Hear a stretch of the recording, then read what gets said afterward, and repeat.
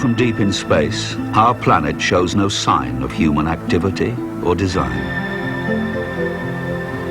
We see a pattern of clouds, oceans, and green landscapes, an interdependent, natural system.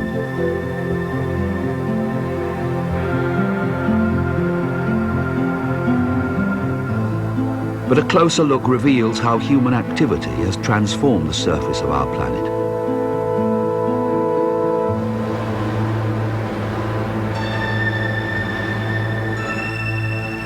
Our burning of fossil fuels is slowly warming the globe.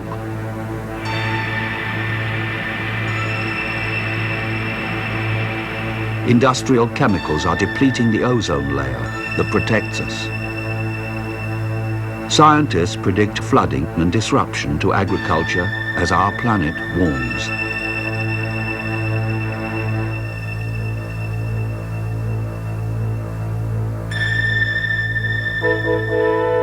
Acid rain has already killed thousands of lakes in Scandinavia.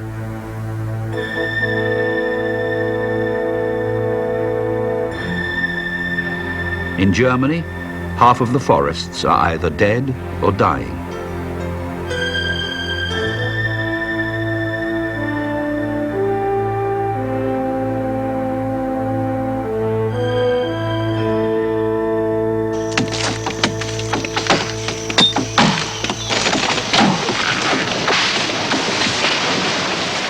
Everywhere, trees vanish at an alarming rate.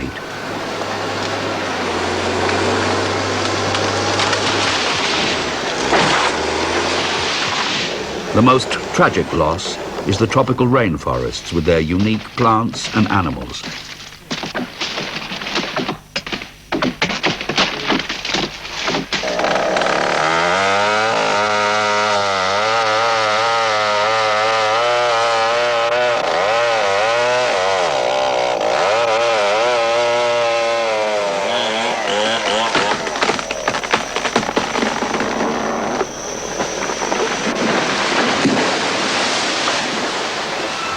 If nothing is done, an area of rainforest the size of India will be destroyed within a mere 30 years.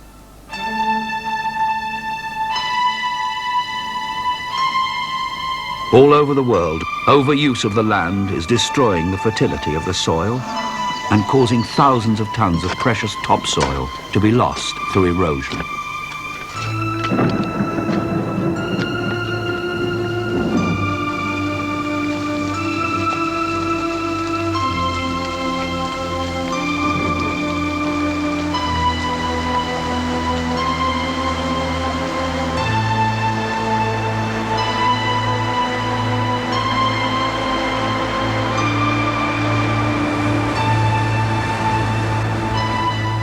Land that has been farmed or grazed for centuries is being turned into desert.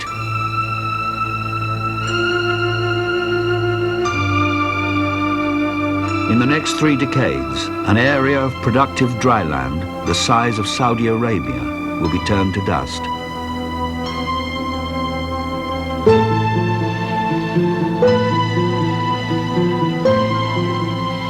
No longer able to live off the land, thousands migrate every year to the shanty towns and suburbs of our burgeoning cities.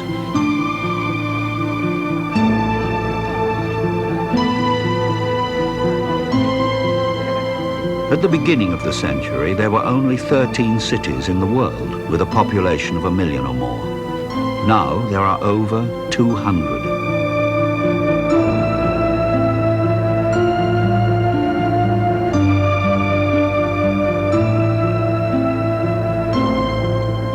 During the next century, the finite resources of our Earth may need to stretch to support a human population double that of today.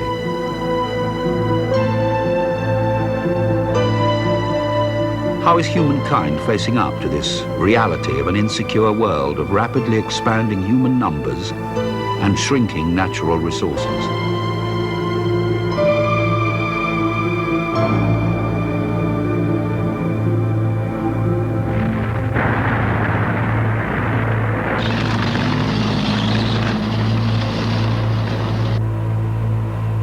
We seek security largely through the production and export of arms.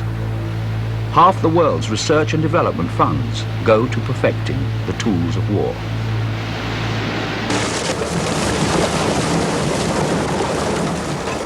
Too often we use our technology not to enhance and manage our resources, but to overexploit them.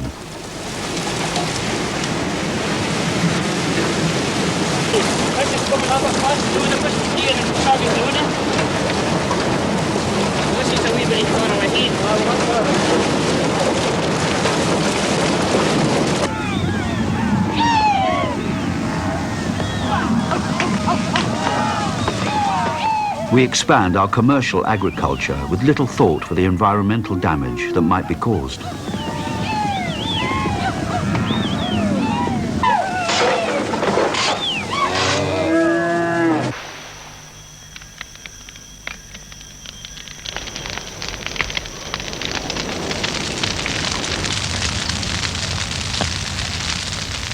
We allow poverty to persist, and those caught in the poverty trap often have no choice but to overuse the soils or burn the forests simply to survive.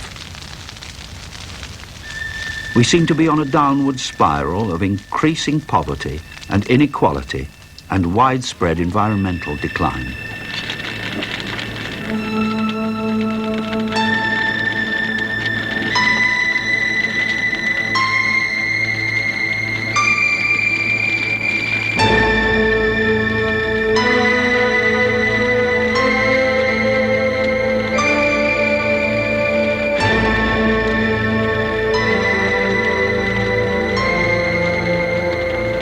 Planet Earth is facing a crisis.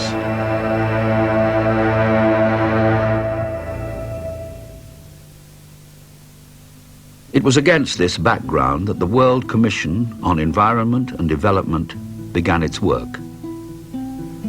Its report, Our Common Future, is not a tale of inevitable blight and poverty, but one of hope and opportunity.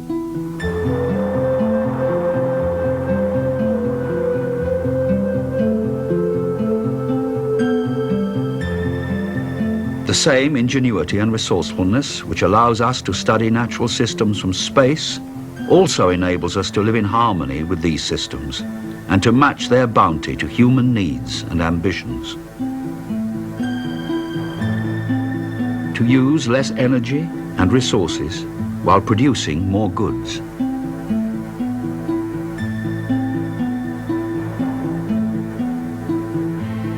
To produce food enough for all without bankrupting the soils. To tap the will and ability of people everywhere to restore and protect the environment.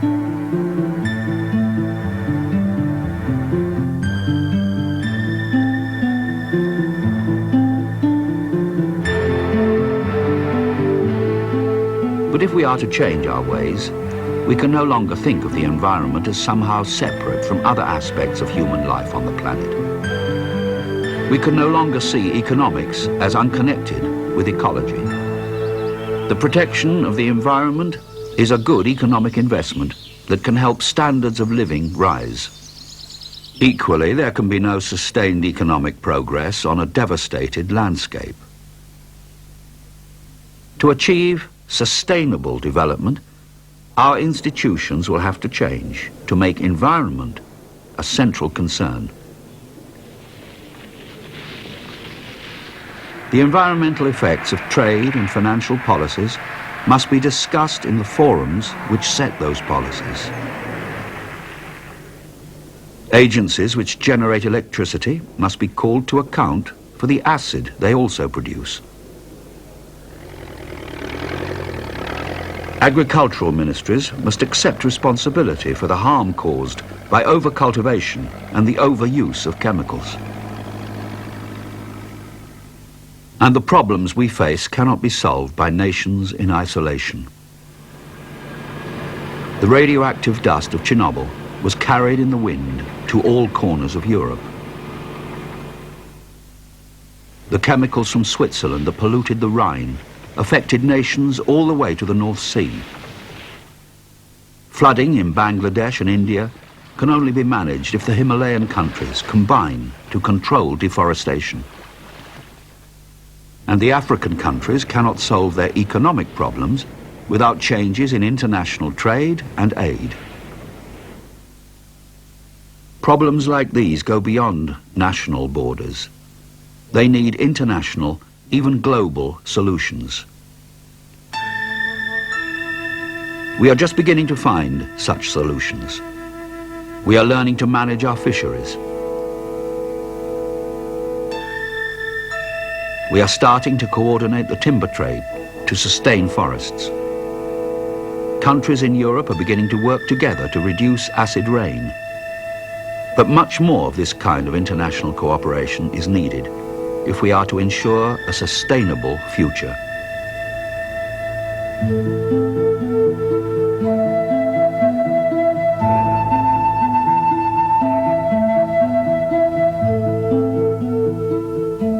All over the world, men and women are learning how to live sustainably.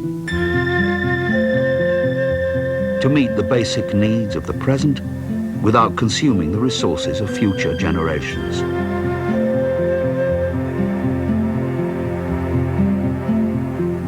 Such a path requires changes in our political institutions to allow people at all levels to play a part in the management of our planet, so that we can all live in a world in which nature is an ally rather than a victim.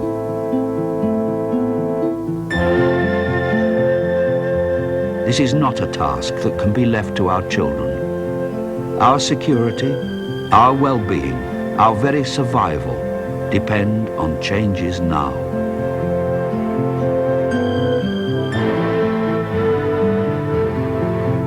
The basis of all our lives is this single earth and the common future we share upon it.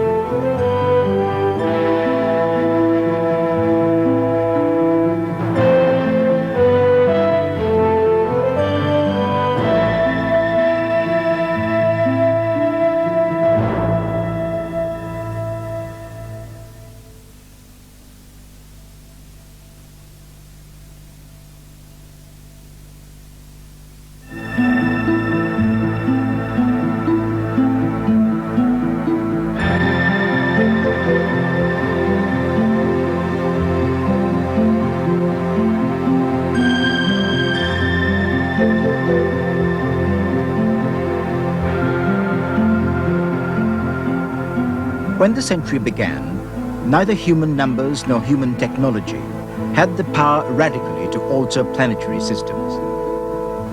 As the century closes, not only do vastly increased human numbers and activities have that power, but major unintended changes are occurring.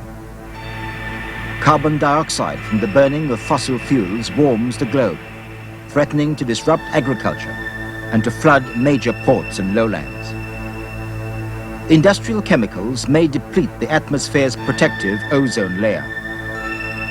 Acid emissions from energy production kills lakes and northern forests.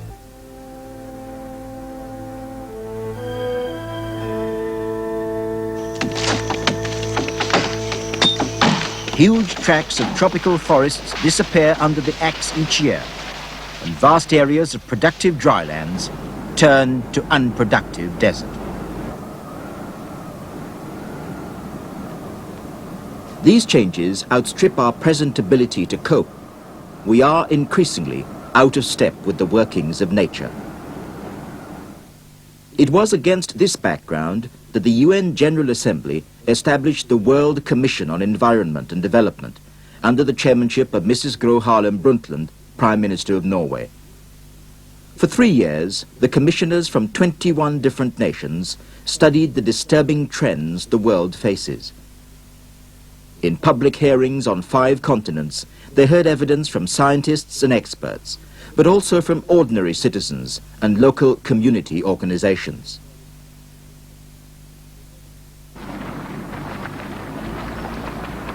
The Commission also saw for themselves projects of environmental and developmental interest, such as this Norwegian wave power plant. But their task was not only analysis and learning. The Commission were concerned above all to suggest political change to address the problems they studied. And their unanimous report, Our Common Future, is first and foremost a political document. It was launched in London in April 1987. Our report is founded upon the concept of sustainable development. We define this most simply as paths of progress which meet the needs and aspirations of the present generation without compromising the ability of future generations to meet their needs. This is not a fixed state, but a process of change. The use of resources, the direction of investments and technology, and institutional change must all be made consistent with present as well as future needs. The report recognizes that one of the barriers against sustainable development is global poverty and inequality. Poor people often have no choice but to clear vegetation and burn forests simply to survive. It is a rational short-term decision, but in the longer term, a degraded environment only impoverishes them further. It is both futile and indeed an insult to the poor to tell them that they must remain in poverty to protect the environment. The new economic growth necessary for the elimination of mass poverty can be achieved within a more equitable international economic regime. Today, the Commission calls for a new era of economic growth. This will surprise many, but that reaction is necessary. We must change the debate that lies behind us, because it is not going to lead to the necessary results. We know now that we need a new era of economic growth that enhances the resource base rather than degrades it.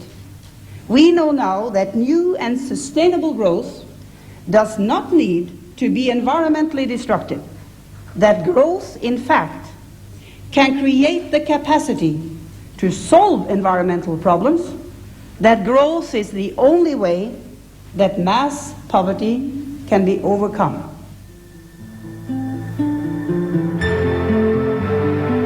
But the sustainable economic growth which the Commission calls for means rethinking our attitudes toward the environment.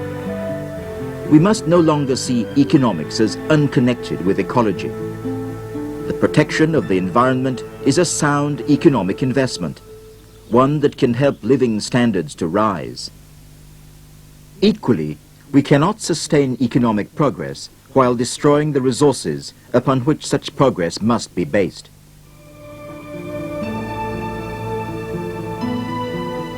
And without new economic growth, how can we provide for a population perhaps twice as large next century when we cannot adequately provide for the present numbers? The Commission recognizes that tackling global poverty is the key here too.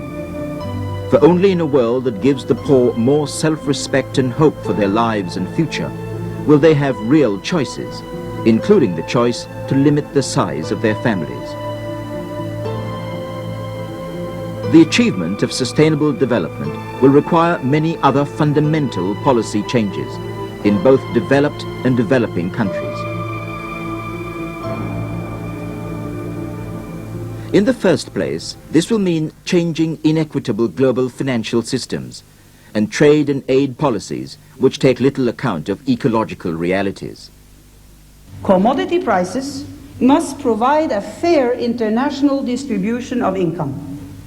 Official development assistance and private loans and investments to developing countries have to be improved, both in quantity and in quality. Increased capital transfers are absolutely necessary in a world that is ridden by debt crisis. They must take place in ways that are sensitive to environmental impacts and that can contribute to a long-term sustainability. Policies will have to be changed accordingly. Another priority is to improve global food security. We have created a world in which record harvests are matched by record numbers of hungry and malnourished people, in which both northern and southern agriculture face mounting crises. Northern agricultural production systems, often driven by short-sighted and contradictory subsidies, overexploit farmland and introduce harmful chemicals into foods, into water. They produce surpluses that go to developing nations in ways that undermine their food production. We recommend to shift the centers of production to food deficit areas, to give systematic attention to the renewal of natural resources, and to change the agricultural terms of trade so that they favor local farmers. The Commission also considered present and future energy use. In the industrialized nations, patterns of energy production pose global environmental threats, while in the developing world, the threat arises from dwindling supplies of both fuel wood and petroleum products. Sustainable development recognizes that developing nations will require more, not less, total energy. Their industrialization and rapidly growing populations depend on this. But even the present global energy consumption creates serious environmental risks. Energy efficiency policies must therefore become the cutting edge of national energy strategies. This will be an absolute must in the years to come if the world is to develop a low-energy future where renewable resources play a dominating role. This will require large-scale research, and it will require much strengthened international cooperation. We conclude that no present mix of energy sources is at hand today to meet future needs in ways that are dependable, safe, and environmentally sound. On nuclear energy, we conclude that the generation of nuclear power is only justifiable if there are solid solutions to the presently unsolved problems to which it gives rise. We further call for mechanisms to encourage dialogue between oil consumers and producers, and for much higher levels of funding for the development of new and renewable energy sources. Our common future is not a tale of inevitable blight and poverty, but one of hope and opportunity. We have the technology and resourcefulness to live in harmony with natural systems and to match their bounty to human needs and ambitions. To use less energy and resources while producing more goods. To produce food enough for all without bankrupting the soils.